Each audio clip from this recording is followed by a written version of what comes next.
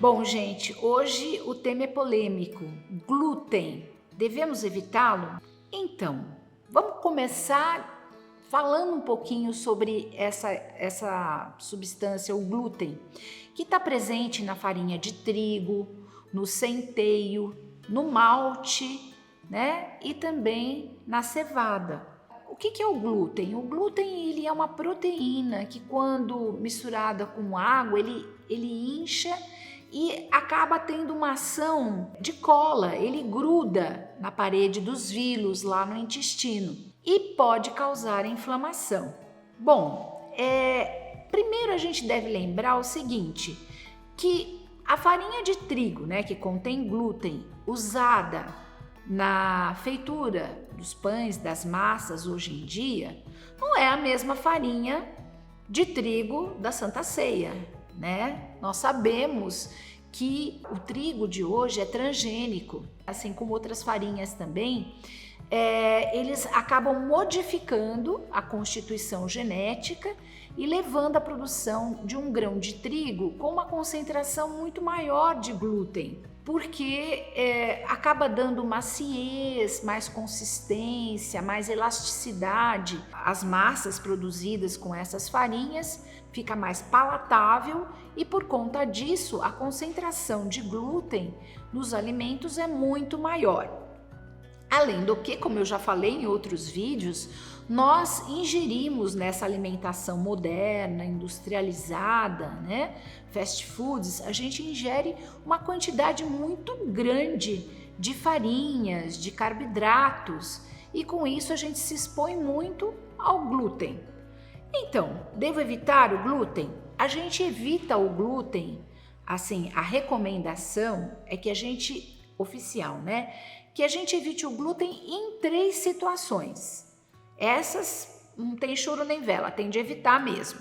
Primeiro, na intolerância máxima ao glúten, chamada doença celíaca. Essa é uma doença autoimune, que o contato de glúten com os vilos intestinais gera a produção de anticorpos contra estruturas do nosso organismo. Então é uma doença autoimune, né? E daí o contato com qualquer pouquinho de glúten na alimentação já pode instigar mais a produção de anticorpos, acaba inflamando o intestino e isso causa um mal-estar muito grande para o paciente, a barriga distende, ele pode ter diarreias e um quadro desnutricional, porque com a inflamação ele começa a não absorver mais ferro, vitaminas, elementos essenciais para que o indivíduo tenha saúde e acaba ficando mais vulnerável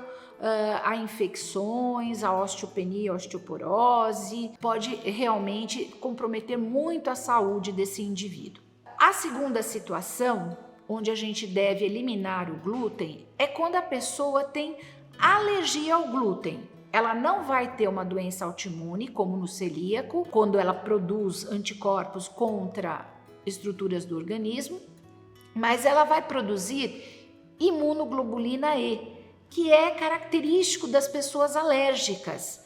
Então, às vezes, só de usar um cosmético que contenha glúten, ela vai ter toda uma reação alérgica, que pode ir desde uma dermatite, de uma diarreia, até um quadro de broncoespasmo, de asma e choque anafilático. E na terceira situação é intolerância não celíaca ao glúten. A pessoa não tem alergia ao glúten, não tem produção de autoanticorpos, mas ela não se sente bem quando ela está ingerindo substâncias que contenham glúten. Também, nesses casos, a gente evita. Bom, na doença celíaca, que é aquela doença autoimune, né, que você produz anticorpos contra estruturas do intestino, a gente tem 3 formas de manifestação da doença. Uma é a forma clássica, que, como eu falei aqui, a pessoa tem diarreia, pode ter náuseas, vômitos, pode ter um quadro de desnutrição bastante sério, né, de estufamento do abdômen, fica inchado. Então essa forma é até fácil de diagnosticar, né? A segunda forma é a forma não clássica, que vai apresentar alguns dos sintomas, 1 ou 2 sintomas. E tem a forma silenciosa, assintomática, que a pessoa só é diagnosticada com testes laboratoriais. Então, é meio complicado o diagnóstico. O diagnóstico mesmo do celíaco é feito através da biópsia, né, do intestino. Existem testes que mostram a presença no sangue de anticorpos contra o glúten. Esses testes eles servem para a gente direcionar quais são os pacientes que a gente deve investigar melhor e até realizar a biópsia intestinal. Então, quais são as alternativas para as pessoas que são celíacas ou que têm uma contraindicação para o uso de glúten? A gente tem as farinhas de arroz, farinha de chia, farinha de grão de bico, né? Farinhas outras várias que não contém glúten. Com relação à aveia, a aveia não contém glúten, porém pode haver contaminação cruzada.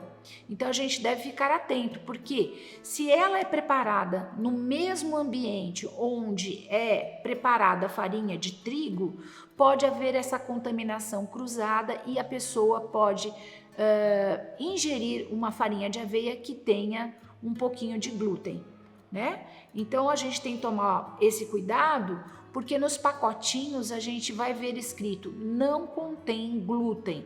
Aí a gente tem certeza de que aquele alimento é livre de qualquer molécula de glúten. Bom, e quantas pessoas normais que não são celíacas, não são alérgicas ao glúten e não têm uma intolerância ao glúten não celíaca? O que a gente sabe nas pesquisas até agora científicas é que não há um consenso e uma definição, mas a gente precisa lembrar que a gente não deve se expor tanto ao mesmo tipo de alimento. A recomendação é que se faça uma alimentação variada, né, para não expor o organismo, o intestino ao mesmo tipo de alimento que poderia levar à formação de anticorpos. Então, rica em verduras, em legumes, em frutas e sempre alternando e favorecendo a variação desses alimentos. A gente tem também uma coisa importante, que a intolerância à lactose, ela pode ser decorrente da intolerância ao glúten, porque como o glúten inflama o intestino, né? E a gente tem a lactase, que é aquela enzimazinha que degrada a lactose na pontinha dos vilos, então a inflamação do intestino causada pelo glúten pode gerar uma intolerância à lactose também. O diagnóstico, como eu falei, é a biópsia intestinal. A dosagem de anticorpos ajuda a direcionar os pacientes que são suspeitos, né? Mas a gente tem de ficar de olho também nos sintomas. O importante é que a gente faça uma alimentação saudável e tenha bom senso quando um alimento não faz bem para a gente, da gente evitar e comer menos ou comer nada dele, certo? É isso que eu tinha para falar para vocês hoje.